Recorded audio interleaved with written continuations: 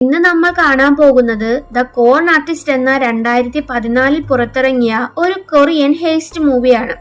ഒരു safe cracker, ഒരു hacker, പിന്നെ ഒരു പ്ലാനർ. ഇവർ മൂന്നാളും മോഷ്ടിക്കാൻ ഇറങ്ങിയാൽ എങ്ങനെ ഉണ്ടാവും? നമുക്ക് നോക്കിയാലോ. രാത്രി സിറ്റിയില് വലിയൊരു ബിൽഡിംഗ് കാണിക്കാണ്. അവിടെ ഒന്ന് കറണ്ട് പോകും. കറണ്ട് പോകാൻ എന്തായാലും ഒരു ചാൻസ് ഇല്ലാത്തത് കൊണ്ട് തന്നെ എന്താ കാര്യം എന്ന് നോക്കാൻ വേണ്ടിയിട്ട് സെക്യൂരിറ്റീസ് ഒക്കെ പോകും. അപ്പോഴാണ് പവർ കേബിൾ മുറിച്ചിട്ടിരിക്കുന്നത് അവർ കാണുന്നത്. അപ്പൊ എന്തായാലും കള്ളം കയറിയിട്ടുണ്ട് എന്നവർക്ക് മനസ്സിലാകും. വേഗം അവർ സിഇഒയുടെ റൂമിലേക്ക് ഓടുകയാണ്. അപ്പോഴേക്കും ഒരു കള്ളൻ സിഇഒയുടെ റൂമിൽ ലോക്കർ തുറന്ന് ഒരു പ്രതിമ എടുത്തോണ്ട് ഓടിയിട്ടുണ്ടാകും. അത് അങ്ങോട്ട് വന്ന സെക്യൂരിറ്റീസ് കണ്ട് കള്ളനെ തിരയാൻ തുടങ്ങുകയാണ്. എങ്ങനെയൊക്കെയോ അവർ കാണാതെ പുള്ളിക്കാരൻ ബിൽഡിങ്ങിന്റെ റൂഫിലൊക്കെ കയറി റോപ്പ് യൂസാക്കി രക്ഷപ്പെടുകയാണ്. ഇതാണ് കള്ളൻ ജിഹ്യൂക്ക്. എളുപ്പത്തിന് ജി എന്ന് വിളിക്കുന്നുണ്ട്. ജി സേഫ് ക്രാക്കർ ആണ്. കഷ്ടപ്പെട്ട് കട്ടെടുത്ത പ്രതിമ റൂമിൽ വന്ന് നോക്കുമ്പോ പൊട്ടിയിരിക്കുകയാണ്. അമ്മാതിരി ചേസിംഗ് ഒക്കെയാണ് അവിടെ നടന്നിട്ടുള്ളത്. അതും പോരാഞ്ഞ ജി ഉള്ളതും കൂടി എറിഞ്ഞു പൊട്ടിക്കും. എന്നിട്ട് ആ പ്രതിമയുടെ ബ്ലൂ പ്രിന്റ് യൂസാക്കി ഡ്യൂപ്ലിക്കേറ്റ് പ്രതിമ ഉണ്ടാക്കാൻ നോക്കുകയാണ്. അപ്പൊ ഗുയിൻ എന്താ നീ കാണിക്കുന്നതെന്ന് ചോദിക്കുമ്പോ ഇതിന്റെ ഡ്യൂപ്ലിക്കേറ്റ് നമുക്ക് ഡോക്ടർ മിനിന്റെ അടുത്ത് കാണിച്ചു കൊടുക്കാം. പുള്ളിക്കാരൻ ഒറിജിനൽ ആണെന്ന് പറഞ്ഞ അത് ലേലം വെച്ച് നമുക്ക് കാശ് ഉണ്ടാക്കാൻ പറ്റുമെന്ന് ജി പറയാണ്. പിറ്റേ ദിവസം രണ്ടാളും കൂടെ ഡോക്ടർ മിന്നിന്റെ അടുത്ത് വരും. ആ പ്രതിമ കണ്ടതും അത് ഫേക്ക് ആണെന്ന് പുള്ളിക്കാരന് മനസ്സിലാകും. ആ കാര്യം അവരോട് ചോദിക്കുമ്പോ ജി അയാളെ ഭീഷണിപ്പെടുത്തും. ഇതിനു മുന്നേ ഒരു ഫേക്ക് പ്രതിമ വിറ്റ് നിങ്ങൾ കാശ് ഉണ്ടാക്കിയിട്ടുണ്ട് എന്ന് പറഞ്ഞ് കുറച്ച് ഫോട്ടോസും കാണിച്ചു കൊടുക്കും. വേറെ വഴിയില്ലാണ്ട് ഡോക്ടർ മിൻ അവര് കൊണ്ടുവന്ന പ്രതിമ ലേലത്തിൽ വെക്കാൻ എന്ന് പറയാണ്. നിങ്ങളുടെ കമ്മീഷൻ കുറിച്ച് $40,000 എനിക്ക് വേണം എന്ന് പറഞ്ഞ് ജി അവിടുന്ന് ഇറങ്ങും. അടുത്ത സീനില് ക്രിമിനൽ ബോസ് ആയ ചോയെ കാണിക്കുന്നുണ്ട്. അയാളുടെ ഓഫീസില് അക്കൗണ്ടന്റ് ആയ ഒരാള് ചോയ് നടത്തുന്ന ഇടപാടൊക്കെ പോലീസിന് ഒറ്റ കൊടുത്തിട്ടുണ്ടാകും. ആ കാര്യം അറിഞ്ഞിട്ട് ആ അക്കൗണ്ടിനെ കൊല്ലാണ് പുള്ളിക്കാരൻ. ജി ഒരു പ്രത്യേകതരം ഇങ്ക് ഉണ്ടാക്കിയിട്ട് അത് ഉപയോഗിച്ച് കള്ളനോട്ട് ഉണ്ടാക്കുന്ന തിരക്കാണ്.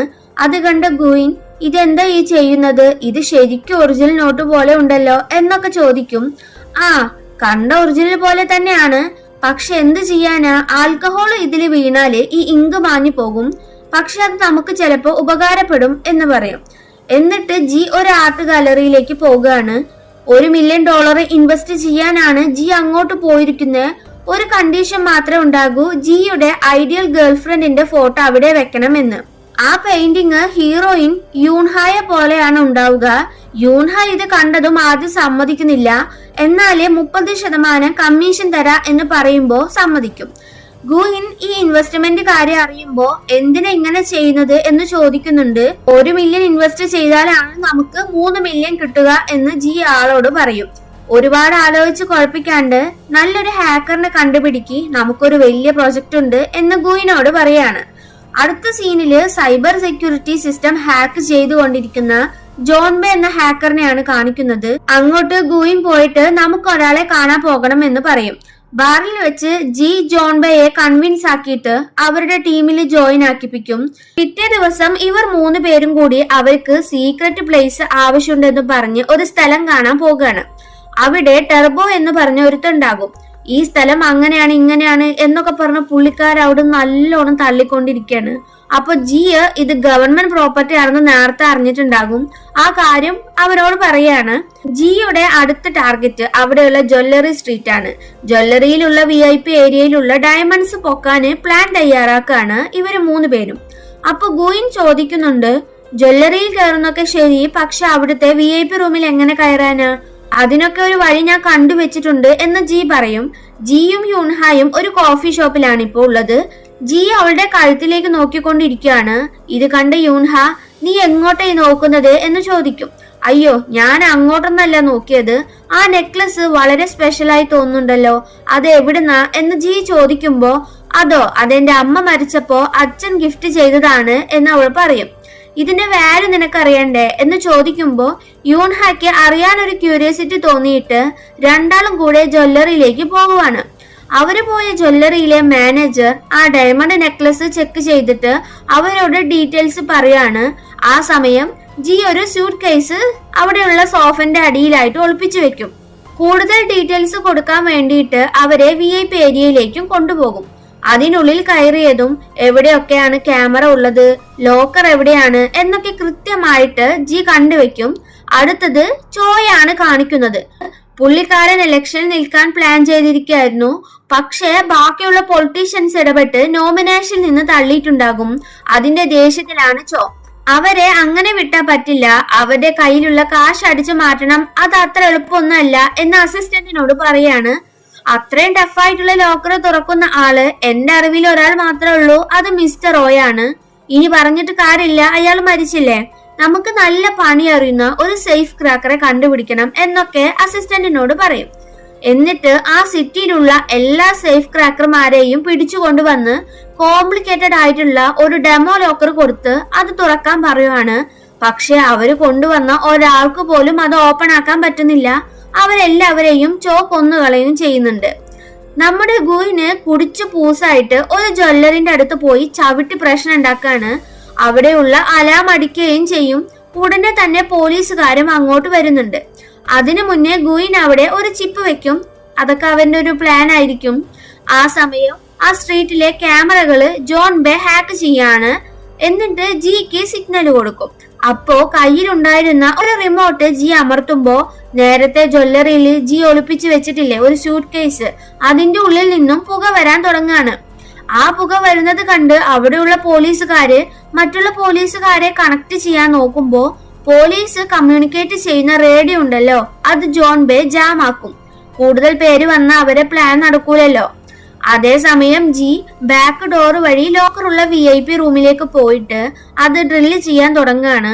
ആ ഷോപ്പ് സൗണ്ട് പ്രൂഫ് ഒന്നുമല്ല, അതുകൊണ്ട് തന്നെ അവിടെയുള്ള പോലീസ് ഡ്രില്ല് സൗണ്ട് കേൾക്കുന്നുണ്ട്.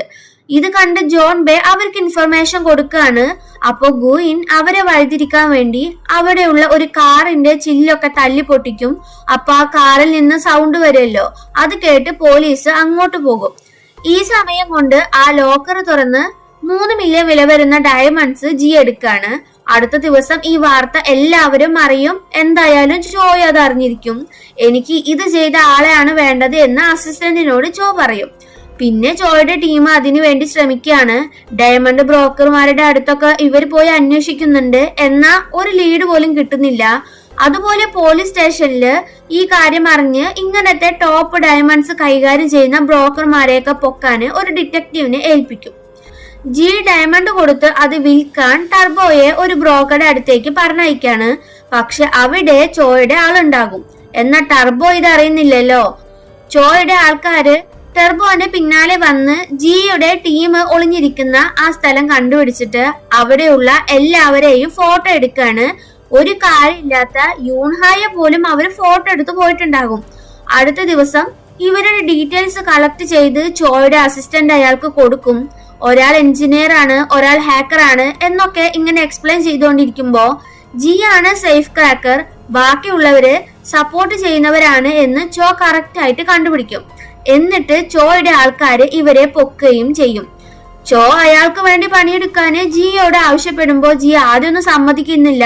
പിന്നെ അവരെ സമ്മതിക്കുന്നത് വരെ ഒരു സ്ഥലത്ത് പൂട്ടിയിടുകയാണ്. അവസാനം ജി സമ്മതിച്ചു കൊടുക്കാണ്. ഇപ്പോ ചോ അവരുടെ പ്ലാന് ജിയുടെ ഗാങ്ങിനോട് പറയും.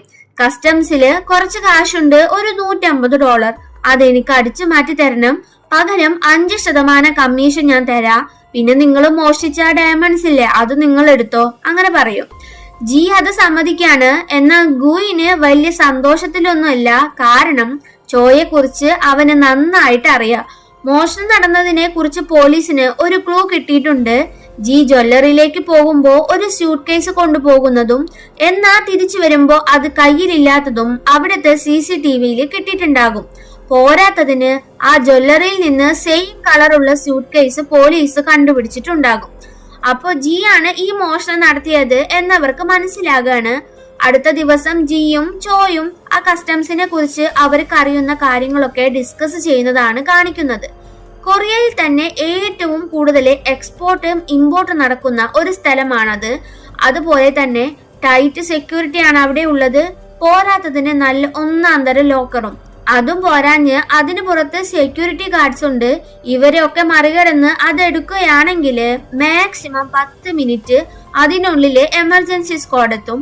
അതായത് 10 മിനിറ്റിനുള്ളിൽ സംഭവം കഴിഞ്ഞിരിക്കണമെന്ന്. അപ്പോ ഗുയിൻ 150 മില്യൺ ഒക്കെ 3 ടൺ വെയിറ്റ് ഉണ്ടാകും. അത് ചെക്ക് പോയിന്റ് എത്തിയ അവര് കണ്ടുപിടിക്കില്ലേ, എങ്ങനെ കടത്തും? പിന്നെ സ്റ്റീൽ ലോക്കർ ആണ്, അത് പൊട്ടിക്കാൻ തന്നെ 10 മിനിറ്റ് വേണം എന്ന് പറയുമ്പോ ചെക്ക് പോയിന്റ് കടത്തുന്ന കാര്യം ഞാൻ ഏറ്റു. ഇത് കണ്ടോ, ഈ കൂപ്പൺ കാശിന്റെ മുകളിൽ കവർ ചെയ്ത് വെച്ച പിന്നെ ആർക്കും ഇത് കണ്ടുപിടിക്കാൻ പറ്റില്ല. കുറെ കാലായിട്ട് ചൈനയിൽ നിന്ന് ഇമ്പോർട്ട് ചെയ്യുന്നതാണ് ഈ കൂപ്പൺസ് എന്ന് ചോ പറയാണ്. ജോൺ ബേയോട് ചോ തനിച്ച് സംസാരിക്കാണ്. നിനക്ക് ഞാൻ കുറച്ച് കാശ് തരാ, നീ ജിയുടെ മൂവ്മെന്റ്സ് അപ്പപ്പോ എന്നെ അറിയിക്കണം. അപ്പൊ ജോൺ ബേ അതിന് സമ്മതിക്കുകയും ചെയ്യും. ജി അവന്റെ മരിച്ചുപോയ മാസ്റ്റർ മിസ്റ്റർ ഓയുടെ കൂടെയുള്ള കാര്യങ്ങളൊക്കെ ഓർക്കാണ്. ഈ മോഷണം നടത്തണമെന്ന് പറഞ്ഞപ്പോ മിസ്റ്റർ ഓയാണ് ഇതിനെ പറ്റിയ ആള്, പക്ഷെ മരിച്ചു പോയില്ലേ എന്ന് നേരത്തെ ചോ പറഞ്ഞില്ലേ, അയാളാണ് നമ്മളുടെ ജിയുടെ മാസ്റ്റർ.